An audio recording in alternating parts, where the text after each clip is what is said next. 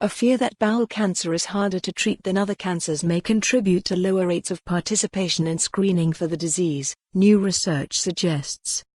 Uptake of screening for bowel cancer is 59% among women aged 50 and over, compared to 77% for cervical and 72% for breast cancer in Scotland, the University of Glasgow study found.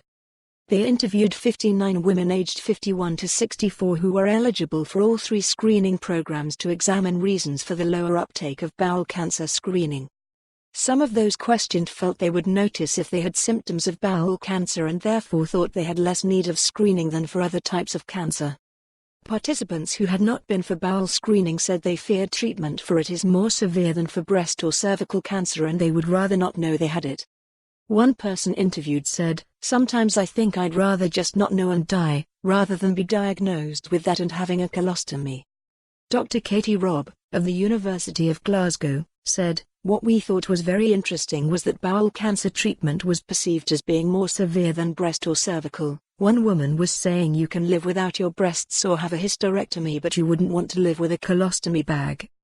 There was that idea that the treatment for bowel cancer is more severe than other cancers and they don't want to find out because they think the consequences of being diagnosed are so bad compared to breast cancer. There's much wider recognition that breast cancer can be treated and you can survive it, but the public perception of bowel cancer is not quite there yet. She added, "We know that screening can save lives because it detects it at an earlier, more treatable stage. Often people don't appreciate that screening is for people who are asymptomatic so it can be detected at the earliest stages. Waiting for symptoms means it's probably at a more advanced stage so it's more difficult to treat." Other people interviewed said they were worried about not doing the at-home test correctly. Some felt disgust about doing it while some said it was easier to delay or forget about it compared to breast or cervical screening which involve going to an appointment.